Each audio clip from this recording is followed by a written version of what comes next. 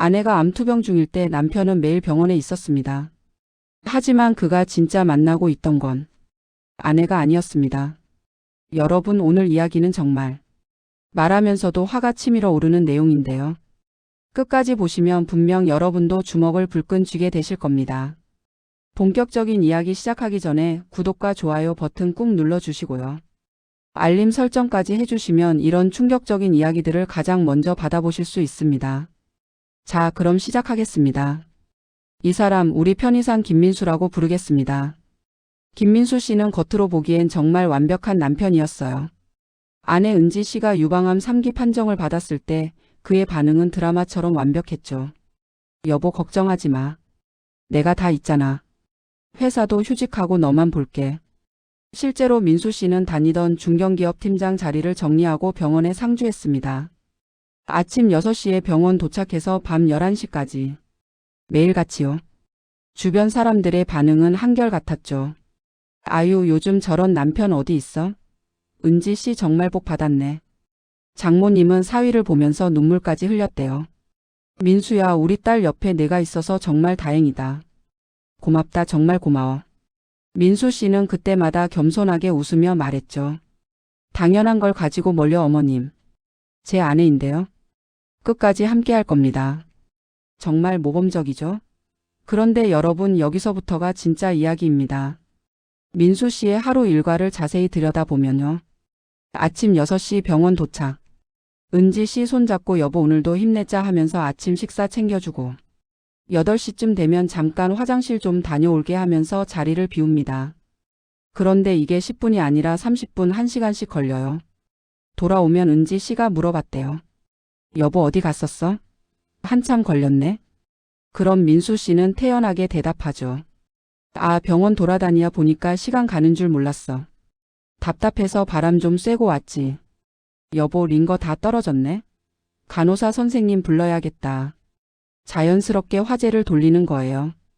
그리고 점심시간. 민수 씨는 또 자리를 비웁니다. 여보, 내가 맛있는 거 사올게. 미역국이 먹고 싶다고 했지? 금방 올게. 그런데 점심 사러 나가는데 왜 2시간이나 걸릴까요? 은지 씨는 그냥 남편이 자기 때문에 고생하는구나, 피곤해서 좀 쉬고 오는구나 생각했대요. 오히려 미안해했죠. 여보 미안해. 내가 아파서 당신만 고생시키네. 민수 씨는 그런 아내의 손을 꼭 잡으며 말합니다. 무슨 소리야? 당신은 아무 잘못 없어. 내가 옆에 있는 게 당연한 거지. 감동적이죠? 하지만 진실은 달랐습니다. 민수 씨가 화장실 간다고 바람 쐬러 간다고 했던 그 시간들. 그는 병원 6층 같은 안병동에 있는 다른 여자를 만나고 있었던 겁니다. 그 여자 소희 씨라고 부르겠습니다. 소희 씨는 남편이 폐암 말기로 입원해 있는 상태였어요. 30대 후반의 여성인데 남편보다 한참 어렸죠. 민수 씨와 처음 마주친 건 병원 5층 커피숍에서였대요. 첫 만남은 정말 우연이었습니다. 민수 씨가 커피를 주문하는데 뒤에서 소희 씨가 조용히 울고 있더래요. 민수 씨가 휴지를 건넸죠. 괜찮으세요? 많이 힘드시죠? 소희 씨가 고개를 들더니 눈물 범벅인 얼굴로 고맙다고 했대요. 그리고 둘은 같은 테이블에 앉게 됐습니다. 처음엔 정말 순수한 위로였을 수 있어요. 저희 남편이 폐암 말기래요. 갑자기 쓰러져서 병원 왔는데 6개월이래요. 민수 씨도 자신의 상황을 얘기했죠. 저도요. 아내가 유방암 3기예요. 항암 치료 중인데 매일 고통스러워하는 걸 보면 제 마음이 찢어지는 것 같아요. 공감대가 형성됐습니다. 같은 고통을 겪는 사람끼리의 위로. 여기까진 이해할 수 있어요. 문제는 이게 매일 반복됐다는 겁니다. 민수 씨는 아내에게 화장실 간다고 하고는 5층 커피숍으로 내려갔어요. 소희 씨도 남편에게 잠깐 나갔다 올게라고 하고 내려왔고요. 그렇게 둘은 매일 만났습니다. 처음엔 30분, 그 다음엔 1시간, 나중엔 2시간씩. 커피숍에서, 병원 옥상에서, 병원 뒤편 공원에서 이야기를 나눴죠. 당신은 정말 대단한 것 같아요. 매일 저렇게 아내분 곁을 지키시다니. 민수 씨가 쓸쓸하게 웃으며 대답합니다. 대단한 게 아니라 의무죠. 하지만 솔직히 말하면 너무 힘들 때가 있어요. 아무도 모르는 이 고통. 당신은 이해해 주시니까 감사해요. 소희 씨가 민수 씨 손을 가만히 잡았습니다. 저도요. 당신이 있어서 버틸 수 있어요. 혼자였으면 진작 무너졌을 거예요. 여러분, 이게 뭡니까? 이게 위로입니까? 아픈 배우자를 둔 사람들끼리 손을 잡고 있다고요? 근데 더 기가 막힌 건 이 사람들이 진짜로 자기들이 위로를 하고 있다고 믿었다는 겁니다. 어느 날 민수 씨가 소희 씨에게 말했대요. 당신 남편분 상태는 어때요? 오늘은 좀 괜찮으시대요? 소희 씨가 고개를 저었죠. 아니요. 오늘 더 안 좋아졌어요. 의식도 가물가물하고 의사 선생님이 각오하라고 하더라고요. 그러면서 소희 씨가 민수 씨 어깨에 머리를 기댔대요. 병원 뒤편 공원 벤치에서요. 민수 씨는 그 머리를 쓰다듬으며 말했죠. 힘내요. 제가 옆에 있잖아요. 제가 옆에 있다고요? 당신 아내는요? 6층에서 링거 맞으면서 남편 기다리고 있는 아내는 어쩌라고요? 진짜 화나지 않습니까? 이 관계는 점점 깊어졌습니다. 단순한 위로를 넘어선 거예요. 둘은 서로의 전화번호를 교환했고 밤에 아픈 배우자들이 잠들면 몰래 메시지를 주고받았습니다. 오늘 하루도 고생 많았어요. 당신 생각하면서 버텼어요. 저도요. 내일 또 봐요. 당신이 있어서 다행이에요. 이게 뭡니까, 여러분? 이게 무슨 드라마입니까? 아픈 사람들은 병실에서 고통받고 있는데 건강한 보호자들끼리 사랑을 속삭이고 있다고요? 은지 씨의 상태는 점점 안 좋아졌습니다. 항암 치료 부작용으로 머리카락이 다 빠지고 몸무게가 20kg 넘게 줄었어요. 하지만 민수 씨는 여전히 헌신적인 남편 연기를 계속했죠. 여보, 이거 먹어봐. 내가 특별히 구해온 유기농 주스야. 면역력에 좋대. 은지 씨는 고마워하며 마셨습니다. 하지만 민수 씨는 그 유기농 주스를 사러 나간다는 핑계로 소희 씨와 만나고 있었던 거예요. 더 충격적인 건 둘이 이제 밖에서 데이트를 즐기기 시작했다는 겁니다. 어느 날 은지 씨의 언니가 병문안을 왔어요. 그리고 우연히 은지 씨 지갑에서 카드 명세서를 보게 됐죠. 언니가 이상한 점을 발견합니다. 은지야, 근데 이거 김서방이 병원비 결제한 거 맞지? 응, 민수가 다 카드로 처리하고 있어. 왜? 신우이가 명세서를 자세히 들여다봤어요. 근데 여기 이상한 게 있어. 11월 15일 병원 근처 레스토랑 결제 내역이 있는데 프리미엄 커플 세트 12만 원이라고 되어 있어. 은지 씨가 어리둥절한 표정을 짓습니다. 커플 세트? 그게 뭔데? 언니가 휴대폰으로 그 식당을 검색해 봤어요. 은지야, 이 식당 분위기 좀 봐. 완전 커플들 가는 데이트 레스토랑이잖아. 그리고 커플 세트는 2인 코스 요리인데 랍스터랑 스테이크 나오는 거래. 11월 15일에 김서방은 누구랑 먹었대? 은지 씨의 표정이 굳었습니다. 11월 15일 그날 그녀는 항암 치료를 받고 있었어요. 하루 종일 구토하고 링거 맞으면서 말이죠. 민수 씨는 좋은 음식 사올게라고 하고 4시간 동안 자리를 비웠었죠. 돌아왔을 때 민수 씨는 죽 한 그릇을 사왔었어요. 여보, 미안. 줄 서느라 시간이 좀 걸렸어. 유명한 집이라 사람이 많더라고. 은지 씨는 그 말을 믿었습니다. 하지만 진실은 민수 씨가 소희 씨와 고급 레스토랑에서 랍스터를 먹고 있었던 거예요. 아내는 죽 한 그릇 외도 상대는 랍스터 코스 요리. 언니는 더 파고들기 시작했어요. 명세서를 쭉 후어보니 이상한 결제 내역이 한두 개가 아니었습니다. 은지야, 여기 또 있어. 10월 28일 호텔 커피숍 결제. 25,000원. 근데 이게 딱 케이크 세트 2개 가격이에요. 그리고 11월 3일 백화점 주차료 3시간. 김서방은 백화점에 왜 갔대? 은지 씨는 그날을 떠올렸습니다. 민수 씨가 아내 영양제 사러 간다고 했었죠. 3시간 동안. 언니는 계속 파고들었어요. 그리고 은지야, 이건 진짜 이해가 안 되는데. 11월 20일 영화관 티켓 이매. 28,000원. 누구랑 영화를 봤다는 거야? 너는 병원에 있었는데. 은지 씨의 손이 떨리기 시작했습니다. 그날 민수 씨는 잠깐 집에 다녀올게. 옷 좀 가져와야 해라고 했었죠. 5시간 동안 안 들어왔었고요. 언니가 결정타를 날렸습니다. 그리고 이거. 12월 5일 모텔 결제 내역. 5만 원. 순간 병실이 조용해졌습니다. 은지 씨는 아무 말도 할 수 없었어요. 언니가 분노에 찬 목소리로 말했죠.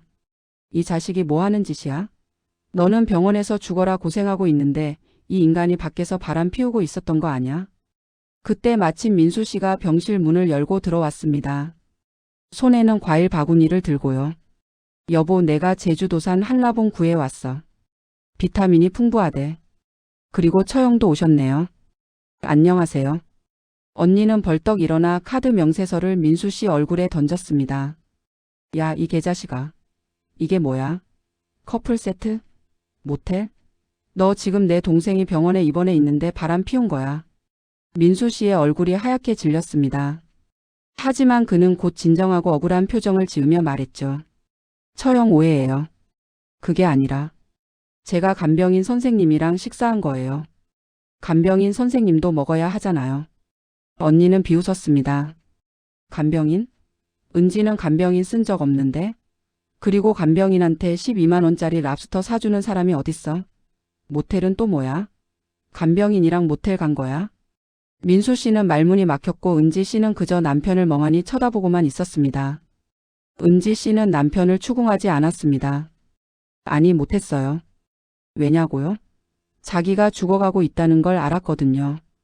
의사 선생님이 이미 말했었죠. 6개월에서 1년 정도 남았습니다. 은지 씨는 생각했대요.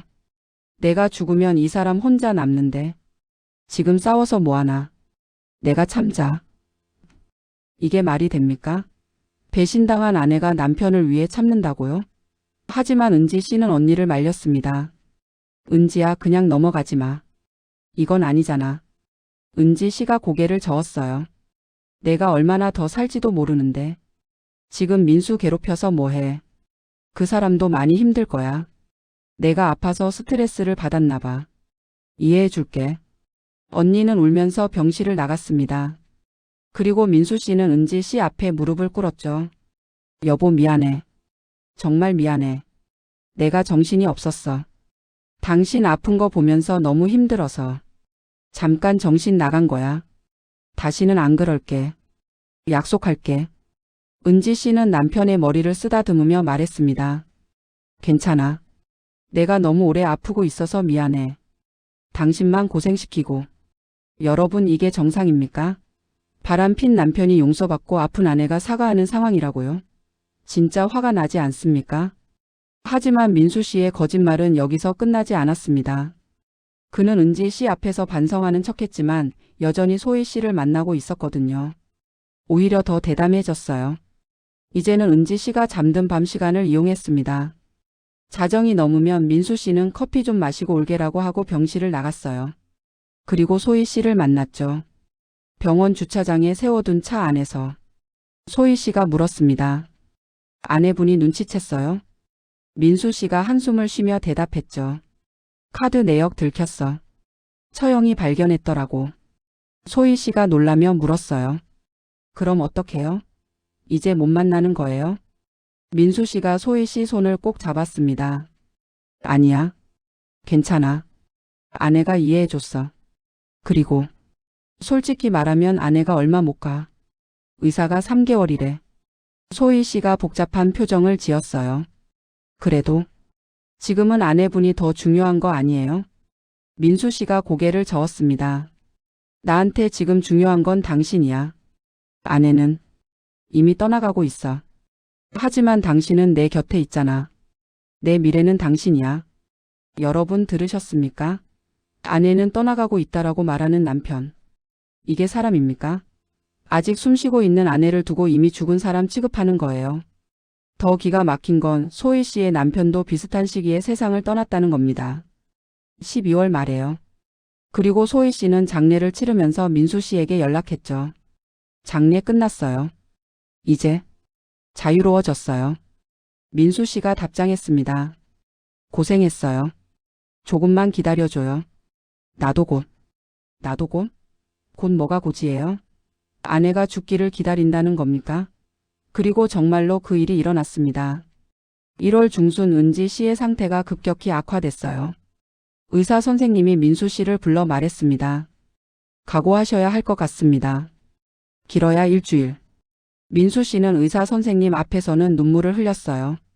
하지만 복도에 나와서는 소희 씨에게 문자를 보냈죠. 곧 끝나. 조금만 기다려줘. 은지 씨는 마지막 순간까지 남편의 손을 잡고 있었습니다. 의식이 흐릿한 상태에서도 중얼거렸어요. 당신, 고마워. 끝까지 함께 해줘서. 민수 씨는 아내의 손을 잡으며 말했죠. 나도 사랑해, 여보. 편히 쉬어. 그리고 3일 후 은지 씨는 세상을 떠났습니다. 장례식장은 조문객들로 가득 찼습니다. 민수 씨는 상주로서 완벽하게 역할을 해냈어요. 곡을 하고 절을 받고 눈물을 흘렸죠. 모두가 그의 슬픔에 동정했습니다. 정말 사랑하셨나 봐요. 끝까지 헌신적으로 간호하시더니. 민수 씨는 고개를 숙이며 대답했죠. 제가 더 잘해줄 걸 그랬습니다. 후회가 많이 남네요. 하지만 장례식 이틀째 되는 날 결정적인 순간이 왔습니다. 은지 씨의 언니가 장례 관련 서류를 정리하다가 민수 씨 휴대폰을 잠깐 빌렸어요. 회사 연락처를 찾기 위해서였죠. 그런데 그때 화면에 알림이 떴습니다. 오늘도 고생 많았어요. 내일 만나요. 당신이 이제 자유로워졌다니 정말 다행이에요. 언니의 손이 멈췄습니다. 자유로워졌다. 무슨 말이지? 그녀는 민수 씨 몰래 카톡방을 열어봤어요. 그리고 그 안에서 수백 개의 메시지를 발견했습니다. 은지 씨가 항암 치료받던 시절부터 죽기 직전까지 민수 씨와 소희 씨가 주고받은 모든 대화. 신우이는 그 자리에서 모든 대화를 캡처했습니다. 그리고 장례식장 밖으로 민수 씨를 불러냈죠. 야, 이리 좀 나와봐. 민수 씨가 의아한 표정으로 따라 나갔어요. 언니는 휴대폰을 그의 얼굴에 들이댔습니다. 이게 뭐야? 민수 씨의 얼굴이 새하얗게 변했습니다. 화면에는 소희 씨와의 대화가 고스란히 펼쳐져 있었죠. 언니는 하나하나 읽어 내려갔습니다. 여보, 링거 맞고 있는데 남편은 다른 여자랑 식사. 아내가 얼마 못 가. 의사가 3개월이래. 곧 끝나. 조금만 기다려줘. 야, 이게 사람이 할 짓이야. 민수 씨가 변명하려 했어요. 처형, 그게 아니라 제가 너무 힘들어서. 언니는 손을 들어 민수 씨 뺨을 후려쳤습니다. 장례식장 밖인데도 신경 쓰지 않았어요. 힘들어서? 힘든 건 우리 언니였어, 이 개자식아. 은지는 병실에서 죽어가고 있었는데 너는 여자랑 모텔 가고 레스토랑 가고 영화 보고. 그리고 이게 뭐야? 이제 자유다. 내 동생 죽은 게 자유야. 주변에 있던 조문객들이 무슨 일인가 싶어 모여들기 시작했습니다. 신우이는 목소리를 더 높였죠. 여러분, 이 사람 보세요. 겉으로는 헌신적인 남편인 척하면서 뒤로는 아내 병원비 카드로 바람 피운 여자랑 데이트했어요. 내 동생이 항암 치료 받을 때 모텔 갔던 인간이에요. 조문객들이 술렁이기 시작했습니다. 민수 씨는 고개를 떨구고 아무 말도 하지 못했어요. 그때 장례식장 안에서 은지 씨의 어머니 장모님이 나왔습니다. 무슨 일이야? 왜 이렇게 시끄러워? 언니는 휴대폰을 엄마에게 보여드렸습니다. 엄마는 화면을 보더니 그 자리에서 주저앉았어요. 이럴 수가. 민수야, 내가 정말. 우리 딸이 널 그렇게 믿었는데. 장모님이 오열하기 시작했고 조문객들 사이에서 웅성거림이 커졌습니다. 민수 씨는 더 이상 버틸 수 없었는지 장례식장을 뛰쳐나갔어요. 그리고 그날 밤 민수 씨는 소희 씨에게 전화를 걸었습니다. 다 들켰어. 처형이 카톡을 봤어. 장례식장이 난리 났어. 소희 씨가 당황한 목소리로 물었죠. 그럼 어떡해요? 우리 관계가 다 알려진 거예요? 민수 씨가 짜증 섞인 목소리로 말했습니다. 당분간 연락하지 말아요. 지금 상황이 너무 안 좋아. 일단 시간이 좀 지나야 할 것 같아. 그 말을 듣고 소희 씨가 화를 냈대요. 뭐라고요? 우리가 이렇게까지 했는데 이제 와서 연락하지 말라고요? 당신 아내 죽기만 기다린 거잖아요. 저는 남편 장례까지 치렀어요. 그런데 이제 와서 시간이 지나야 한다고요? 민수 씨가 차갑게 대답했습니다. 지금 내 상황 좀 생각해봐요. 당신이 급한 건 알겠는데 나도 입장이 있다고. 소희 씨가 비웃었죠. 입장? 당신한테 무슨 입장이 있어요? 아내 죽기 전부터 바람 피운 사람이. 알았어요. 당신 그렇게 나올 거면 나도 가만히 있지 않을 거예요. 전화가 끊겼습니다. 그리고 일주일 후 소희 씨는 정말로 가만히 있지 않았어요. 그녀는 은지 씨 가족들에게 연락해서 민수 씨와의 관계를 모두 털어놨습니다. 언제부터 시작됐는지, 얼마나 자주 만났는지, 어디서 만났는지. 심지어 모텔 영수증과 레스토랑 예약 내역까지 제공했죠. 언니는 그 자료들을 받고 분노했습니다. 이 자식이 정말. 은지 장례식 끝나기도 전에 이 여자랑 만나기로 약속했었네. 49제도 안 지났는데. 은지 씨의 가족들은 민수 씨를 상대로 법적 대응을 준비했습니다. 재산 분할 위자료, 장례비 반환 등. 민수 씨가 은지 씨 명의로 된 보험금과 재산을 모두 상속받은 상태였거든요. 하지만 가장 큰 타격은 사회적 매장이었습니다. 언니가 민수 씨와 소희 씨의 대화 내용을 지인들 사이에 공유했고 그건 순식간에 퍼져나갔어요. 민수 씨가 다니던 회사에도 소문이 퍼졌죠. 민수 씨의 동료가 말했대요. 우와, 진짜 충격이다. 그 사람이 아내 병간호한다고 회사까지 그만뒀잖아. 근데 그게 다 거짓말이었어? 민수 씨는 재취업도 어렵게 됐습니다. 소문이 업계에 퍼진 상태였거든요. 소희 씨도 마찬가지였어요. 그녀가 살던 동네에서 남편 죽기도 전에 바람 피운 여자로 낙인 찍혔죠. 그리고 아이러니하게도 민수 씨와 소희 씨의 관계는 이 과정에서 완전히 깨졌습니다. 서로를 원망하게 된 거예요. 민수 씨가 소희 씨에게 문자를 보냈습니다. 당신이 내 처형한테 다 털어놔서 내 인생이 망했어. 책임져요. 소희 씨가 답장했죠. 책임? 당신이 먼저 나한테 연락 끊자고 했잖아요. 이용만 하고 버릴 생각이었으면서. 나도 인생 망한 건 마찬가지예요. 다신 연락하지 마세요. 결국 두 사람은 각자의 자리에서 후회하게 됐습니다. 잠깐의 위로와 쾌락을 위해 모든 것을 잃어버린 거죠. 이 이야기는 여기서 끝이 아닙니다. 그 후의 이야기를 좀 더 들려드릴게요. 민수 씨는 결국 은지 씨 가족과 합의했습니다. 상속받은 재산의 60%를 은지 씨의 부모님께 돌려드리고 남은 40%로 생활하게 됐죠. 하지만 그 돈도 오래가지 못했습니다. 재취업이 안 됐고 우울증으로 병원 치료를 받게 됐거든요. 민수 씨는 한 인터뷰에서 이렇게 말했대요. 제가 미쳤었습니다. 정말 후회해요. 아내에게 정말 미안해요. 하지만 이미 돌이킬 수 없는 일이 됐습니다. 매일 밤 아내 꿈을 꿔요. 아내가 저를 보면서 우는 꿈. 소희 씨도 비슷한 상황이 됐습니다. 동네 사람들의 손가락질을 견디지 못하고 이사를 갔지만 새로운 곳에서도 소문은 따라왔죠.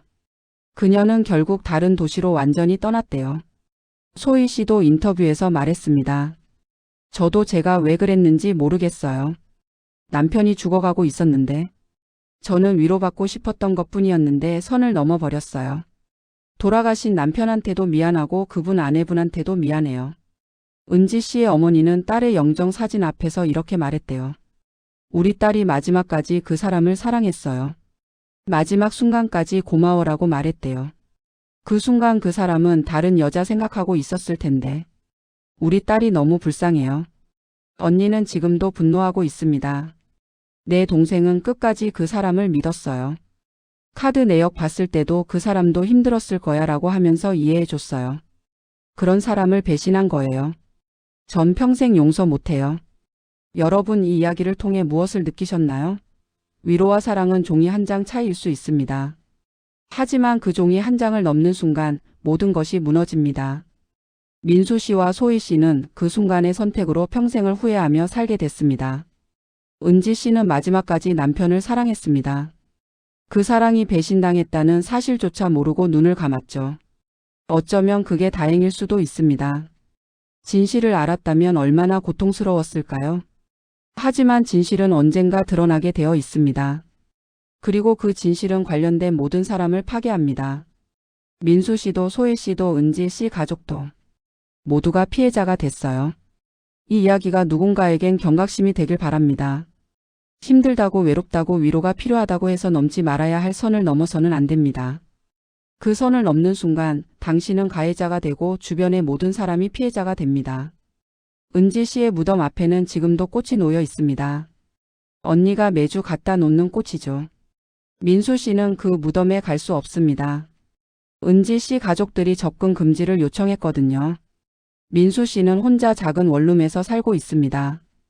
은지 씨의 사진을 방에 걸어두고 매일 그 앞에서 사과한대요. 여보 미안해. 정말 미안해. 하지만 그 사과는 이미 늦었습니다. 은지 씨는 들을 수 없고 용서해 줄 수도 없습니다. 민수 씨는 평생 그 죄책감을 안고 살아가야 합니다. 여러분 오늘 이야기 어떠셨나요? 화가 많이 나셨죠? 저도 이 이야기를 준비하면서 정말 분노했습니다. 하지만 이런 일이 실제로 일어나고 있다는 것 여러분도 알아야 한다고 생각했어요. 만약 주변에 비슷한 상황에 처한 분이 있다면 꼭 도와주세요. 그리고 여러분 자신도 조심하시길 바랍니다. 한순간의 선택이 평생을 좌우합니다. 이 영상이 도움이 되셨다면 구독과 좋아요, 알림 설정 부탁드립니다. 그리고 댓글로 여러분의 생각을 들려주세요. 다음에도 더 좋은 이야기로 찾아뵙겠습니다. 감사합니다.